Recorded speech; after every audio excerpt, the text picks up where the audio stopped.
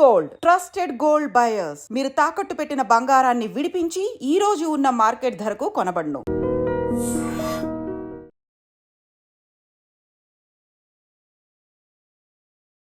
Hello everybody, అందరికీ నమస్కారం. Welcome to the special show. నాతో పాటు భూమి ముందుకి రొటేట్ అవుతూ ఉంటే ఈయనకి మాత్రం ఏజ్ వెనక్కి వస్తూ ఉంటుంది. ఇప్పటికే మీరు అందరూ చాలా ఈజీగా గెస్ట్ చేసేసి ఉండొచ్చు. హీఈస్ నన్ అదర్ దాన్ మన బ్రహ్మాజీ గారు, వన్ ఆఫ్ ది డియరెస్ట్ అజాత శత్రు ఆఫ్ టాలీవుడ్ అని ఇంట్రడ్యూస్ చేయొచ్చు. సార్ నమస్తే. నమస్తే. ఎందుకు సార్ నవ్వుతున్నారు? చాలా ఎంబ్రాసింగ్ ఫీల్ అవుతున్నాను. ఎందుకు అట్లాగా? అంత పొగుడుతుంటే అన్ని నిజాలే కదండి. తట్టుకోలేకపోయాను.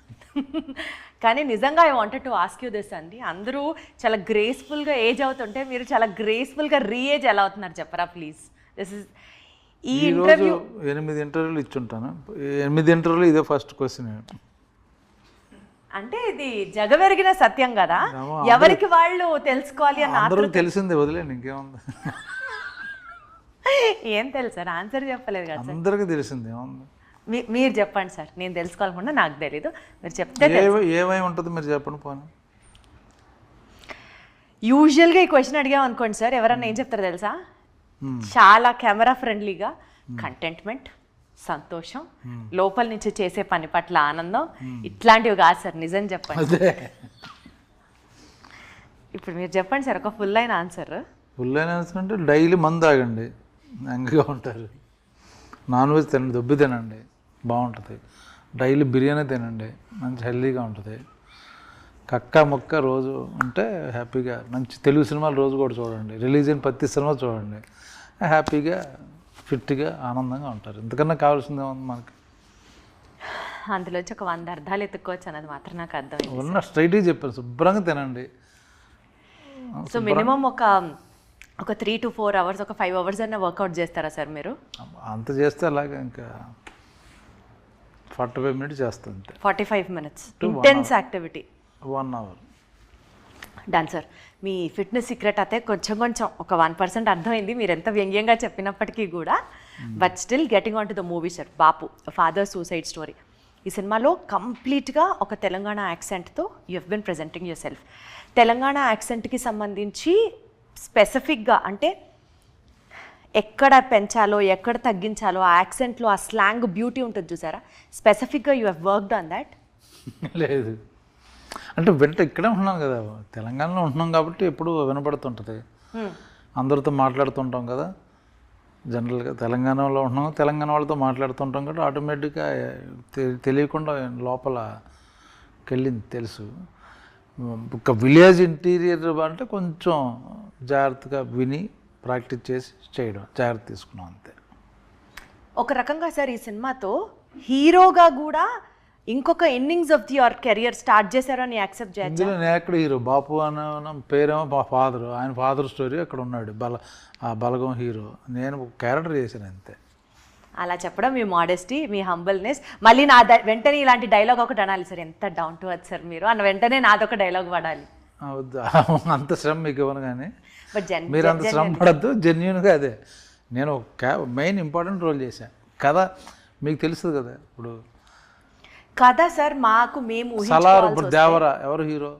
ఎవరు sir? Devara cinema suppose, obviously understood, అంతే కదా. సో అలాగే బాపు అంటే బ్రహ్మాజీ గారు హీరో, అండర్స్టూడ్. బాపు అంటే దాని అర్థం ఏంటి? ఫాదర్ అని. ఎవరు father? Brahmaji father. Brahmaji father ఎవరు? ఈయన ఫాదర్ ఆఫ్ ఎవరు అంటే అప్పుడు బ్రహ్మాజీ అని వెంటనే వస్తుంది కదా. బ్రహ్మాజీ ఫాదర్, కొడుకులు ఉంటారు, కొడుకు ఫాదర్, అలాగే అంతే. ఆయన కొడుకు. సరే sir, your answer. My father story అండి అది, మై ఫాదర్ సూసైడ్ స్టోరీ. సరే sir, you are being very humble, very modest, very down to earth. అసలు మీరు సూపర్ సార్. నేను సూపరే. Okay sir, moving ahead, title చూస్తే బాపు ఫాదర్ సూసైడ్ స్టోరీ, టైటిలే అంత ఇంటెన్సిఫైడ్గా పెట్టినప్పుడు అంటే ఈ సినిమాలో మీ ఫాదర్ మరణానికి మీరు కారణమా? నేను పోతానంటే లేదురా నేనే పోతానంటాడు. సో ఆయన సూసైడ్ చేసుకుంటాడని వెయిటింగ్ మీద చేసుకుంటాడా లేదా, ఎలా చేసుకుంటాడు అన్నది మనకి ఇందులో ఉన్న క్యూరియాసిటీ పాయింట్. సో ఆయన అయితే పంపించడం గ్యారంటీ ఈ సినిమా ద్వారా. ఈ సినిమాలో తెలీదు, అదే సస్పెన్స్. Right sir. సో ఆ సస్పెన్స్ని మెయింటైన్ చేద్దాం, బికాజ్ సినిమా చూసిన తర్వాత ఎక్స్పీరియన్స్ చేసే పాయింట్స్ని ఎక్కువ ఇబ్బంది పెట్టదలుచుకోవట్లేదు మిమ్మల్ని కూడా. But other than this movie sir, జనరల్గా కూడా నేను నా ఇంట్రొడక్షన్లో చెప్పినట్లుగా బ్రహ్మాజీ అని అంటే అందరితో మంచిగా ఉండే ఒక స్టార్, ఒక అజాత శత్రువు అన్న ఒక ఇంప్రెషన్ డెఫినెట్లీ మీరు అది ఒక ట్యాగ్లైన్ లాగా ఫాలో చేస్తున్నారు. అలా క్రియేట్ చేశా. కాదంటారా? అవును కదా సార్, మీరు అలా క్రియేట్ చేశారు అని అంటే నాకే మీరు అది ఓహో మీరు అలా అనుకోండి అన్నట్టు అనిపించింది. మీరు అలా చెప్తున్నా, చెప్పండి. సో నా పాయింట్ ఏంటంటే అంటే నాన్ కాంట్రవర్షియల్ పర్సన్గా బ్రహ్మాజీ ఉన్నప్పుడు కొంత పొలిటికల్ హీట్ని ఒక పాయింట్ ఆఫ్ టైంలో మీరు ఎదుర్కొన్నారు.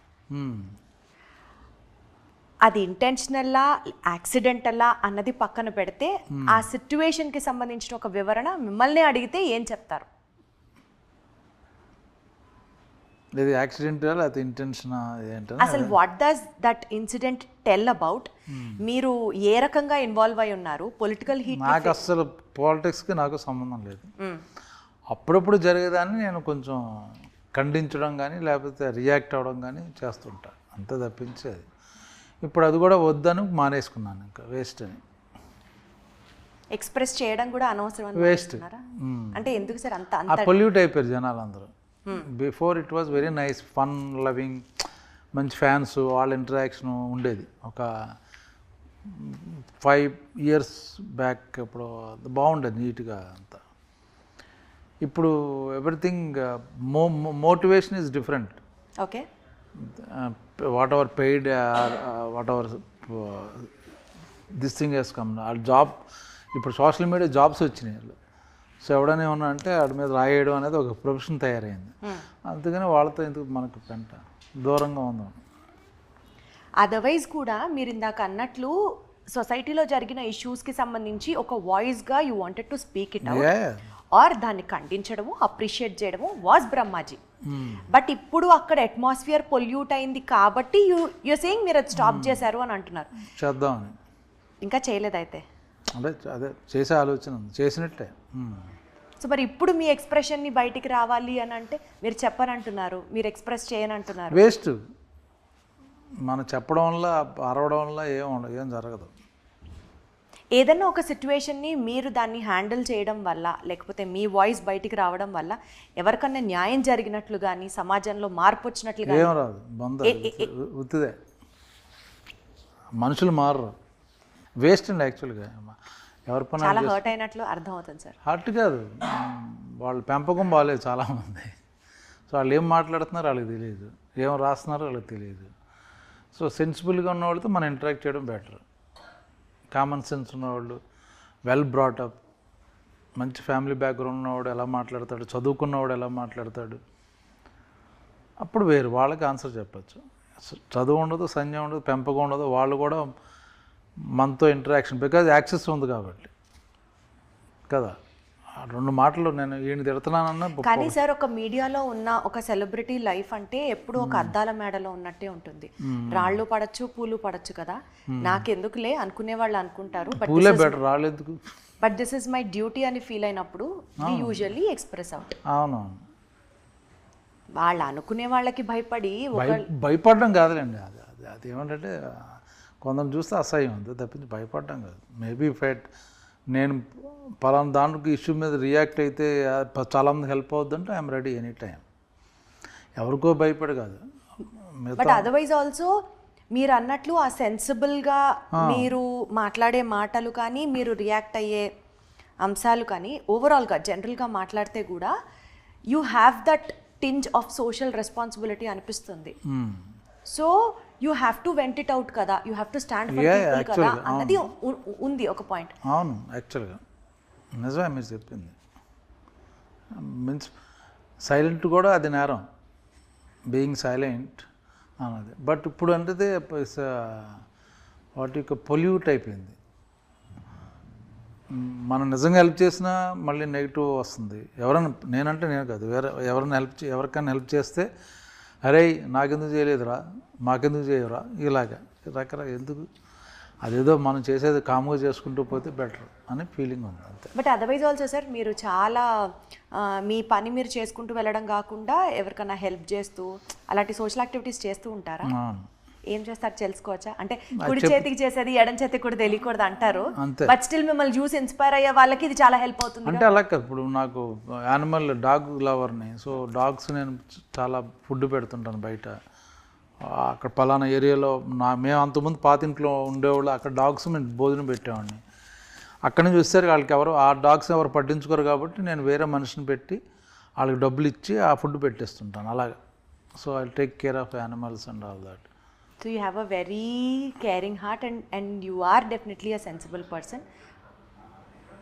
whom which many people fail to realize at times. That doesn't bother, doesn't matter to me. Got it, sir.